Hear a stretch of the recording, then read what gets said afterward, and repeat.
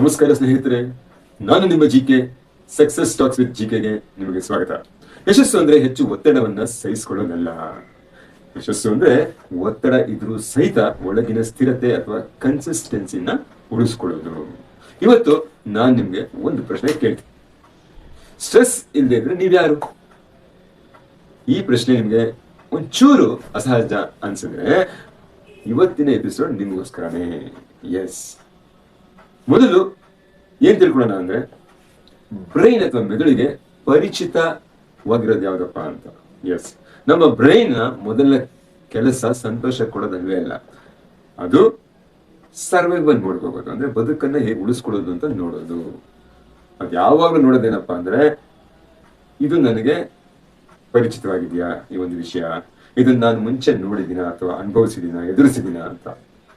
ಅದು ವರ್ಷಗಳ ಕಾಲ ಆಗಿರುವಂತಹ ಪರೀಕ್ಷೆಯ ಒತ್ತಡ ಇರಬಹುದು, ಅನುಭವಿಸಿರೋ ಕೆಲಸದ ಡೆಡ್ಲೈನ್ಗಳಿರಬಹುದು, ಫೇಸ್ ಮಾಡಿದಂತಹ ಮನೆ ಜವಾಬ್ದಾರಿ ಇರಬಹುದು, ಹಣದ ಬಗ್ಗೆ ಚಿಂತೆ ಮಾಡ್ತಾ ಇದ್ದಿರಬಹುದು.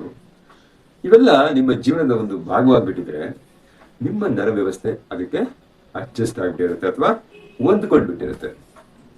ಆಗ ಏನಾಗುತ್ತೆ, ಒತ್ತಡ ಅಥವಾ ಸ್ಟ್ರೆಸ್ ಸಾಮಾನ್ಯವಾಗ್ಬಿಟ್ಟಿರುತ್ತೆ, ಮತ್ತೆ ಶಾಂತಿ ಅನ್ನೋದು ಅಪರಿಚಿತ ಆಗ್ಬಿಟ್ಟಿರುತ್ತೆ. ಸೊ ಈ ಬ್ರೈನ್ಗೆ ಅಪರಿಚಿತ ಸ್ವಲ್ಪ ಅಪಾಯ ತರ ಕಾಣುತ್ತೆ.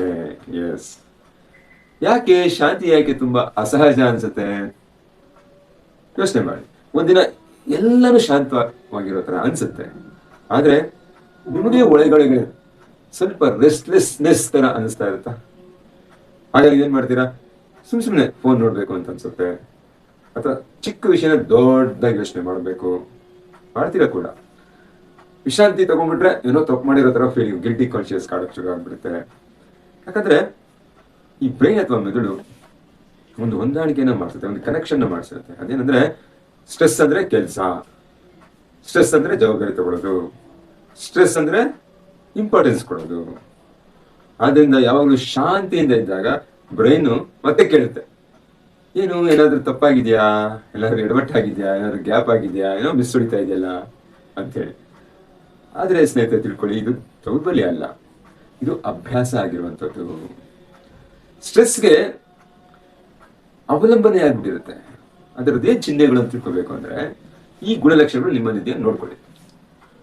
ಯಾವಾಗಾದ್ರೂ ನೀವು ಸ್ವಲ್ಪ ರೆಸ್ಟ್ ತಗೊಂಡ್ರೆ, ರಿಲ್ಯಾಕ್ಸ್ ತಗೊಂಡ್ರೆ, ವಿಶ್ರಾಂತಿ ಮಾಡಿದ್ರೆ ಪಾಪ ಪ್ರಕ್ರಿಯೆ ಅಥವಾ ಗಿಲ್ಟಿ ಕಾನ್ಶಿಯಸ್ ಕಾಡಕ್ ಶುರು ಆಗುತ್ತಾ? ಏನೋ ನನ್ನ ಸಮಯ ಹಾಳು ಮಾಡ್ತಾ ಇದೀನಿ ಅಂತ, ಅಥವಾ ಬ್ಯುಸಿ ಇರೋದನ್ನ ಯಾವಾಗ ಪ್ರೊಡಕ್ಟಿವ್ ಅಂತ ಒಂದು ಭಾವನೆ ಬರುತ್ತಾ? ನಿಧಾನವಾಗಿ ಏನಾದ್ರು ಕೆಲಸ ಮಾಡಕ್ ಹೋದ್ರೆ ತುಂಬಾ ಅಸಹಜ ಅಂತ ಅನ್ಸಕ್ ಶುರು ಆಗಿದ್ಯಾ? ಸಮಸ್ಯೆ ಇಲ್ಲ ಅಂದ್ರೂ ಸಮಸ್ಯೆ ಹುಡ್ಕೊಂಡು ಹೋಗೋ ತರ ಅನ್ಸೋದು, ಈ ತರ ಎಲ್ಲ ಆಗ್ತಾ ಇದೆಯಾ? ಫಾರ್ ಎಕ್ಸಾಂಪಲ್, ಸ್ಟೂಡೆಂಟ್ ಹೇಳ್ತಾನೆ ಪ್ರೆಷರ್ ಇಲ್ಲ ಅಂದ್ರೆ ನನ್ಗೆ ಓದಕ್ಕೆ ಆಗಲ್ಲ ಅಂತ. ಕೆಲ್ಸದವ್ರು ಹೇಳ್ಬೋದು, ಅಂದ್ರೆ ವರ್ಕಿಂಗ್ ಪ್ರೊಫೆಷನಲ್ಸ್, ಡೆಡ್ಲೈನ್ ಇರ್ಬೇಕಪ್ಪ ನನಗೆ, ಇಲ್ಲ ನನಗೆ ಕೆಲಸನೇ ಮಾಡಕ್ಕಾಗಲ್ಲ. ಇದೇನಿದು? ಇದು ಸ್ಟ್ರೆಸ್ಗೆ ಒಂದು ಡಿಪೆಂಡೆನ್ಸಿ, ಅವಲಂಬನೆ. ಬ್ರೈನ್ ನಮ್ಮ ಮೆದುಳು ಈ ಪರಿಚಿತ ಒತ್ತಡನ ತುಂಬಾ ಸುರಕ್ಷಿತ ಅಂತ ಭಾವಿಸ್ಬಿಡುತ್ತೆ. ಇದು ಯಾವಾಗ್ಲೂ ಅದನ್ನೇ ಅನುಭವಿಸ್ತಾ ಇರೋದ್ರಿಂದ ಅದಕ್ಕೆ ಬೇಕಾಗುತ್ತೆ. ಸೊ ಈಗ ನಾವು ರೀಸೆಟ್ ಹೇಗ್ ಮಾಡ್ಬೇಕಂತ ತಿಳ್ಕೊಳ್ಳೋಣ. ರೀಸೆಟ್ ಅಂದ್ರೆ ಸ್ಟ್ರೆಸ್ ನ ತೆಗೆದಾಕೋದಲ್ಲ. ರೀಸೆಟ್ ಅಂದ್ರೆ ಬ್ರೈನ್ಗೆ ಅಥವಾ ಮೆದುಳಿಗೆ ಶಾಂತಿ ಕೂಡ ಸುರಕ್ಷತೆ ಅಂತ ಅನ್ಕೋಬೇಕು, ಅದನ್ನ ಕಲಿಸೋದು. ಅದನ್ನ ಹೇಗ್ ಮಾಡೋದು? ನಂಬರ್ 1, ದಿನಕ್ಕೆ 5 ನಿಮಿಷ ಮೌನವಾಗಿರ್ಬೇಕು, ಸೈಲೆಂಟ್ ಆಗಿರ್ಬೇಕು. ಯಾವ ಒಂದು ಮೊಬೈಲ್ ಆಗ್ಲಿ, ಯಾವ ಒಂದು ಕೆಲಸವನ್ನಾಗ್ಲಿ ಮಾಡಬಾರ್ದು. 2, ಒಂದ್ ಸಮಯದಲ್ಲಿ ಒಂದೇ ಕೆಲಸ, ಫೋಕಸ್ಡ್ ಆಗಿ ಒಂದ್ ಕೆಲಸ ಮಾತ್ರ ಮಾಡಬೇಕು, ಬೇರೆ ಡಿಸ್ಟ್ರಾಕ್ಷನ್ ಇಟ್ಕೋಬಾರ್ದು, ಮಲ್ಟಿ ಟಾಸ್ಕಿಂಗ್ ಮಾಡಬಾರ್ದು. 3, ಒಂದು ಕೆಲಸ ಮುಗಿಸಿ ಅದಕ್ಕೆ ಹೋಗಕ್ ಮುಂಚೆ ಒಂದು ಸಣ್ಣ ವಿರಾಮ ತಗೋಬೇಕು. 4, ವಿಶ್ರಾಂತಿನ ತಪ್ಪು ಅಂತ ಭಾವಿಸಬಾರ್ದು, ಅದು ನಮ್ಮ ಪರ್ಫಾರ್ಮೆನ್ಸ್ಗೆ ಅಗತ್ಯ ಇರುವಂತಹ ಒಂದು ಅಂಶ ಅಂತ ಹೇಳಿ ತಗೋಬೇಕು. ಯಾವಾಗ ರಿಪೀಟೆಡ್ ಆಗಿ ನಾವು ಶಾಂತಿನ ಪ್ರಾಕ್ಟೀಸ್ ಮಾಡೋ ಮೂಲಕ ಬ್ರೈನ್ ಹೊಸ ಅಭ್ಯಾಸನ ಕಲ್ತು ಬಿಡುತ್ತೆ. ಆಮೇಲೆ ಅದು ಏನ್ ಮಾಡುತ್ತೆ, ಶಾಂತಿಯಾಗಿರೋದು ಕೂಡ ಪರಿಚಯ ಆಗ್ಬಿಡುತ್ತೆ, ಅದಕ್ಕೆ ತುಂಬಾ ಫೆಮಿಲಿಯರ್ ಆಗ್ಬಿಡುತ್ತೆ.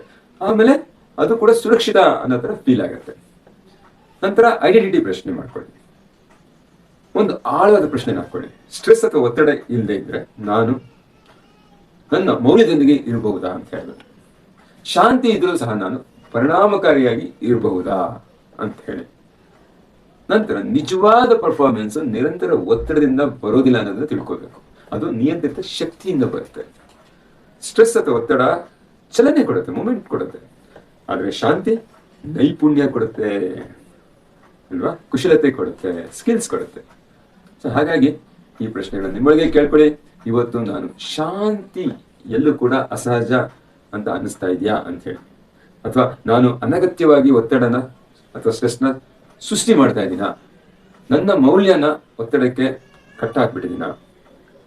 ಸೊ ಈ ರೀತಿ ಪ್ರತಿದಿನ 5 ನಿಮಿಷ ಕಾಮ್ ಆಗಿರೋದನ್ನ ಅಭ್ಯಾಸ ಮಾಡಿ, ಅದೇ ನಿಮ್ಮ ರಿಸೆಟ್. ಸೊ ತಿಳ್ಕೊಳ್ಳಿ ಸ್ನೇಹಿತರೆ, ಇದು ನಿಮ್ಮ ಬ್ರೈನ್ ಅಥವಾ ಮೆದುಳಿನ ತಪ್ಪಲ್ಲ, ಅದು ಅಭ್ಯಾಸದಿಂದ ರೂಪುಗೊಂಡಿರುವಂಥದ್ದು. ಒತ್ತಡನೇ ಅದು ಪರಿಚಿತ ಅಂತ ತಿಳ್ಕೊಂಡಿದೆ, ಸುರಕ್ಷೆ ಅಂತ ತಿಳ್ಕೊಂಡಿದೆ, ಬಟ್ ಅದನ್ನು ನಾವೀಗ ಬದಲಾಯಿಸಬಹುದು. ಹೇಗೆ? ಅಭ್ಯಾಸನ ಬದಲಾಯಿಸಿದ್ರೆ ಅದು ಕೂಡ ಬದಲಾಯಿಸುತ್ತೆ. ಸೊ ಪರಿಚಿತವಾಗಿರೋ ಸ್ಟ್ರೆಸ್ ಸುರಕ್ಷಿತ ಅನ್ನಿಸ್ಬೋದು, ಆದ್ರೆ ಅಪರಿಚಿತವಾದ ಶಾಂತಿ ಮುಂದೆ ನಿಮಗೆ ಸುರಕ್ಷಿತ ಅನ್ಸೋಕ್ಕೆ ಶುರು ಆಗ್ಬೇಕು. ಅದು ಮುಂದಿನ ಹಂತ. ಯಾಕಂದ್ರೆ ಸಕ್ಸಸ್ ಅಂದ್ರೆ ಹೆಚ್ಚು ಒತ್ತಡ ತೆಗೆದುಕೊಳ್ಳೋದಲ್ಲ. ಸಕ್ಸಸ್ ಅಂದ್ರೆ ಒಳಗಡೆ ಸಮತೋಲನ ಕಾಪಾಡ್ಕೊಳ್ಳುವಂಥದ್ದು. ಅರ್ಥ ಆಯ್ತಾ? Thank you. ಈ ಎಪಿಸೋಡ್ ನಿಮಗೆ ಇಷ್ಟ ಆಗಿದ್ರೆ ಶೇರ್ ಮಾಡಿ. ನಿಮ್ಮ ಜೀವನ ರಿಸೆಟ್ ಮಾಡಬೇಕಾದ್ರೆ ರಿಸೆಟ್ ಅಂತ DM ಮಾಡಿ. ನಾನು ನಿಮ್ಮ GK ಸಕ್ಸಸ್ ಮೈಂಡ್ಸೆಟ್ ಕೋಚ್. ನಿಮ್ಮ ಮೈಂಡ್ಸೆಟ್ ಅನ್ನು ರಿಸೆಟ್ ಮಾಡುವ ಮೂಲಕ ನಿಮ್ಮ ಬದುಕನ್ನು ರಿಸೆಟ್ ಮಾಡಿ. Thank you. ಹಾಯ್, ನಾನು GK ಸಕ್ಸಸ್ ಮೈಂಡ್ಸೆಟ್ ಕೋಚ್. ನಿಮಗೆ ಈ ವಿಡಿಯೋ ಇಷ್ಟ ಆಗಿದ್ದರೆ ಇದರಲ್ಲಿರೋ ಅಂಶಗಳನ್ನು ನಿಮ್ಮ ಜೀವನದಲ್ಲಿ ಅಳವಡಿಸಿಕೊಂಡು ಅದರ ಲಾಭವನ್ನು ಪಡ್ಕೊಳ್ಳಿ.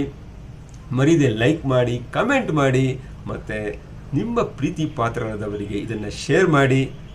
ಮತ್ತು ಈ ರೀತಿ ವಿಡಿಯೋಗಳು ಮುಂದೇನೂ ಬೇಕು ಅಂದರೆ ಮರೀದೆ ಸಬ್ಸ್ಕ್ರೈಬ್ ಮಾಡಿ.